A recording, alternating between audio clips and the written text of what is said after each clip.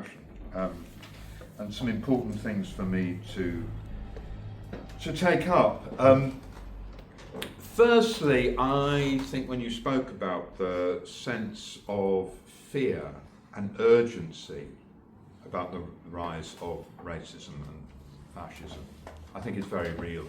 I think what we're seeing now is Leon Trotsky, writing about Germany, the Russian revolutionary Leon Trotsky, wrote in the 1930s about Germany that there was a sense of market competition over racism between different political groups, which infected, once the Nazis were on the rise, it infected old conservative parties, but also the Social Democrats and even the Communist Party, which adapted towards that sense of, oh, racism's on the rise, we have to concede to it. And you can feel this really strongly in Britain at the moment.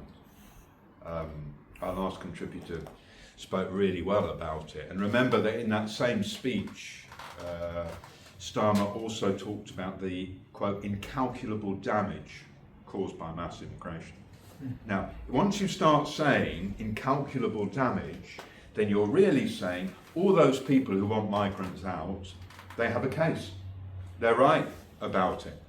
And maybe they don't say it in the way that we want to, but they're right about it. That's why you are poor. That's why you can't get an appointment at the doctor's. That's why there's long queues for the hospital.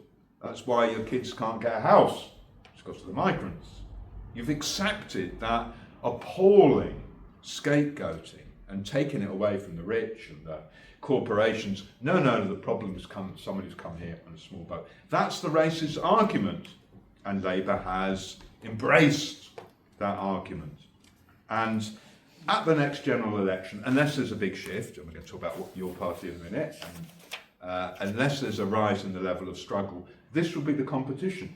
It will be who actually is going to stop the small boats, who actually is going to tell the French that they have to start being serious about it, who is really going to raise the level of deportations. You look at Labour now, it rubs its hands and says, look, we're the people who are really deporting lots of people. It's a disgusting racist acceptance of a politics that is going to drive more and more to the right, because of course, does it stop the racists? No, it encourages the racists. It will mean more support for reform, not less support for reform. And we are likely to see later on tonight in the Caerphilly by-election in South Wales, reform either win or come very close to winning in Caerphilly, where Labour has been in office for 100 years. And nobody thinks Labour's going to win, by the way. The competition is only between Reform and Plaid Cymru. Labour is on about 10-12% in the polls. This is an area they've run for a century. They're collapsing. Their desperate racist policies are just giving a sucker towards Reform UK. Very, very clear about it. And we take it very seriously. The second thing I want to say, though, is we shouldn't be entirely demoralised by what's happening, because I think in some ways the symbols of national unity are in some ways weaker than they were 50 years ago.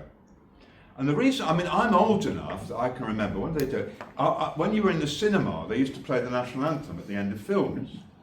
And everyone stood up. It's extraordinary when you think about it. Now, they wouldn't dare try that today. The idea that you could play the national anthem at the end of a film and everyone would meekly stand up, I think it's nonsense. There was much more reverence when I was a kid towards the royals. I don't think there's much reverence towards them at all now. I'm not saying that if it was a vote, people would vote to get rid of the royals, but I think it'd be quite close now. In front of the socialist worker, let's get rid of the lot. You don't feel that you would be spat on in the streets if you sold that. Which, I think a few decades ago, you might have thought, marvellous Queen, our Queen. I don't think, as partly about personnel, they're a deeply unimpressive bunch now. And it's a bit further away from the Second World War. I think, a lot of that sort of faux patriotism came from the the Second World War as well. But I think some of that reverence for the people at the top is weaker. I still think nationalism is massively strong. Of course it is. It is in all countries, the idea of national unity and so on. But I do think, especially amongst younger people, a lot of these things are weaker. The cops, the reverence towards the police is less than it was some decades ago, I think. And towards symbols of authority. Now, I'm not being complacent about that, but I do think, as well as the rise of racism, which is real and is incredibly dangerous, there are things that underline it as well, which is about a recognition that these people are not the same and live in a different world and are true aliens rather than those they present as aliens.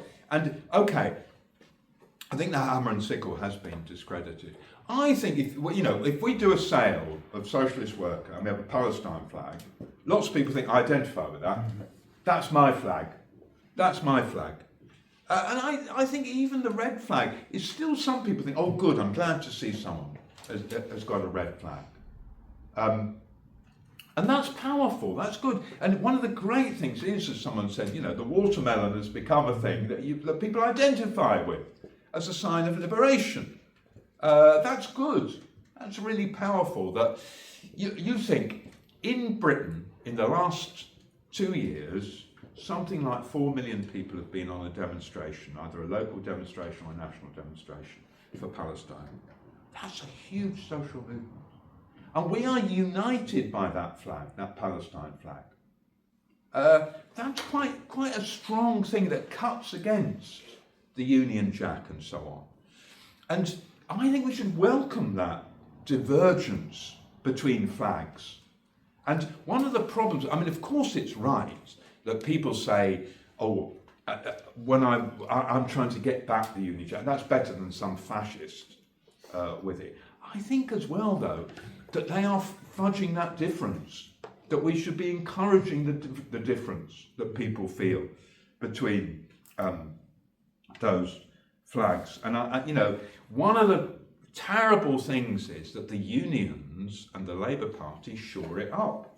The unions, Sharon Graham, for example, the leader of the Unite Union, who constantly goes about how wonderful it is that there are jobs in what's called defence industries, the arms trade, military industries, the F-35 aircraft that are used to blast kids in Gaza. They go on about how wonderful it is that there are jobs for people. They never argue about that these peoples, of course, should be given a job in some other industry and they should be protected and there should be a just transition and so on. But that actually these industries shouldn't exist.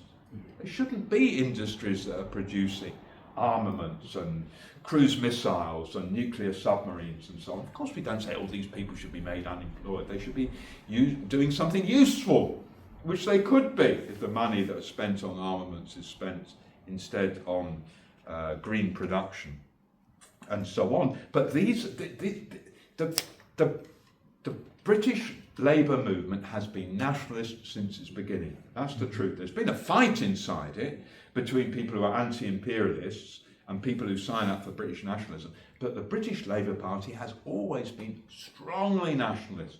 It's always waved the bloody Union Jack. That's the reality about it. And the better tradition is the tradition of internationalism and the tradition of class struggle. You raised a point right at the beginning about does it change you or can you fight from within the system? We're going to go and talk about your party in a minute. I think the overwhelming evidence is that people go into these things thinking they're going to change the world and instead they change themselves. That's the reality about it. However, one of our comrades, Carol Williams, in a few hours' time will know how many votes she got in the Moseley by-election in Birmingham. And I think she'll get quite a good vote. Some people think she'll win. That would be a real turn up for the books. It's been a good campaign. And what did she fight over? Birmingham bin workers, support for the Birmingham bin workers, no to the cuts in Birmingham, yes to Palestinian solidarity, and, this was quite controversial among some sections of her supporters, for welcoming refugees and LGBT plus rights. It's so controversial, in fact, that a alternative candidate appeared just before the deadline to say, don't vote for Carol Williams, vote for me. I'm a different pro-Palestine candidate, but I don't support the gays. Now, so I think, she stood on a principled position, and if she wins, she will be a voice for the movements, for the Palestine movement, for the anti-austerity movement, for the Birmingham bin workers and so on. And I think that would be a good thing. But of course, one of the crucial things is we will hold her accountable. The people, her campaign and the party will hold Carol accountable for everything she does. And one of the things we have to talk about in your party is that there has to be very strong accountability for anyone who stands for a council seat or for an MP. One of the independent MPs, Ocon, has said that the military should be sent in to break the Birmingham bin workers' strike. That shouldn't have been allowed. They shouldn't be allowed to stand again if you say those sorts of things. It has to be very, very accountable. Final point, Comrade Chair, is to say, do you remember when people continued to protest for solidarity with Palestine after the horrible attack in Manchester on the synagogue, that Starmer said this was un-British to stand for Palestine? Personally, I never mind when people say we're un-British. Some people said, oh no, it's very British. I don't think, I think that the notion of Britishness is so associated with all those rotten ideas. I never mind when people say that we're un-British, because what they mean by Britishness is the empire, is that whole rotten history. We should be proud of being internationalists, of being anti-racists, of standing with ordinary people across the globe. And that's what we have to keep arguing. Thank you so much for that.